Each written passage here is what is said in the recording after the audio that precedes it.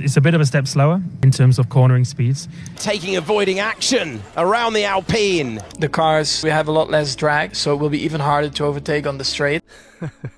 The FIA writing a rule book is a lot like Lance Stroll checking his mirrors. Oh dear, Lance Stroll, that's an absolute disaster for him. And as you can see, that wasn't his fault. Completely f***ing non-existent.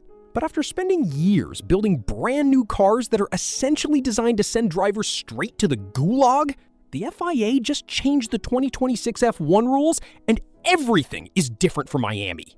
If you've been watching the start of the 2026 season, you already know that the races in Melbourne, Shanghai, and Suzuka were absolute dog water, and that the core issue comes down to the completely new 2026 power units. At the moment, to me, it looks very bad from all the numbers and what I see from the data already. The smooth brains at the FIA decided it would be a genuinely brilliant idea to make the engines a 50-50 split between internal combustion and electrical power. Now, here's the thing. On paper, that sounds like a lovely little green initiative for the rich dudes in charge to brag about. But in reality, it created extreme energy management demands that made the cars drive like a fucking shopping cart with a broken wheel. The drivers absolutely hated it. Max Chucky Verstappen, the man, the myth, the almost 5-time world champion as of 2026, publicly called the new regulations anti-racing. You have the active aerodynamics, which you can't control. The system will control it for you. He actually complained to ESPN that it felt like driving Formula E on steroids, which is definitely the most insulting thing you can say to an F1 engineer. And then you have Lando Norris, the reigning 2025 world champion and guy with the face of a confused angel. My man was highly critical of the car dynamics. The battery, the power unit, all of those things are in some ways more complicated. I think it's a bit of a step slower in terms of cornering speeds. He explicitly stated that these cars require a style of driving that is not what he and his peers grew up dreaming of racing. It always takes a bit of time to figure out the best way to look at it, to manage it, to use it. And when the two fastest drivers on the grid are literally telling you your cars have negative aura, you gotta admit that you massively fucked up. I have not a lot of words at the moment, to be honest. Everything that could go wrong went wrong. The reason the cars sucked so bad was because of two things: lift and coast and superclipping. Because the battery had to provide 50% of the power, drivers were forced to aggressively recharge it during the race like they were playing an energy management simulator. They had to do an insane amount of lift and coast, which is where you take your foot off the gas miles before the corner. But worse than that was the superclipping. Superclipping sounds like a Twitch ban, but it's actually when a car is going down a straight and suddenly a massive amount of energy is violently ripped from the engine and diverted to the battery to recharge it. The result is a drastic, violent loss of top speed right in the middle of a straightaway. I don't think that should be the intention of Formula One.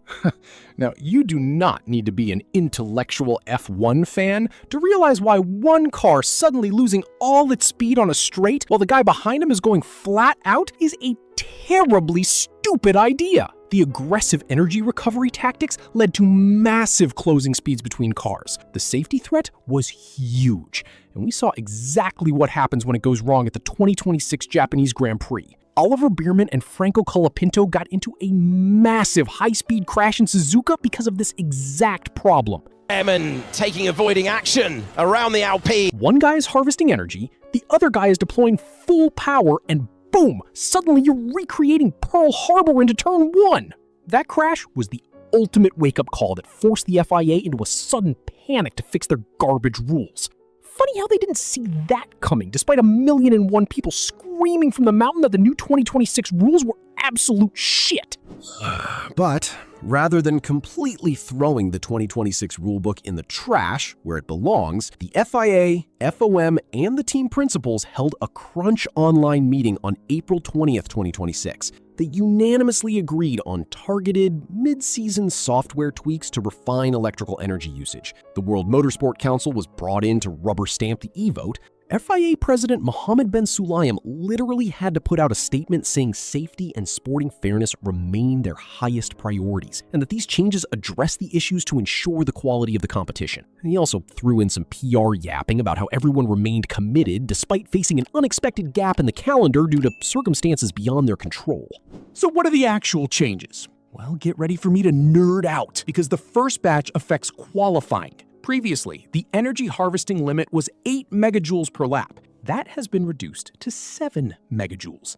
This allows drivers to actually run the lap flat out instead of driving around like my grandmother trying to save battery. They also increased the peak superclip power from 250 kilowatts to 350 kilowatts. TSN compared this upgrade to plugging a phone into a fast charging cable. Because the battery can absorb energy at a much higher 350 kilowatt rate now, the overall superclip duration target is reduced to just about 2 to 4 seconds per lap. The FIA also increased the number of races where lower energy limits can be applied from 8 to 12 events, basically saying, yeah, our rules don't work everywhere. Then we have the race changes to stop people from rear-ending each other. The maximum boost power is now capped at an additional plus 150 kilowatts to limit those dangerous sudden speed differences. MGU-K deployment is capped at the full 350 kilowatts in key overtaking zones, but restricted to 250 kilowatts on other parts of the track. But wait, it gets better. For race starts, they are installing a new low-power start detection system. If a car suffers abnormally low acceleration off the clutch, the system triggers automatic MGU-K deployment, and flashing rear and lateral lights will warn the trailing drivers if the car ahead is having a slow start. And the funniest part, the FIA actually admitted to a system inconsistency regarding energy counters during the formation lap. It was a literal software glitch. The new rules include an automatic reset of the energy counter at the start of the formation lap just to fix their own skill issue. Finally, for wet conditions, intermediate tire blanket temperatures have been increased to give drivers better initial grip, and the maximum ERS deployment is reduced so the cars don't spin out on low-grip surfaces.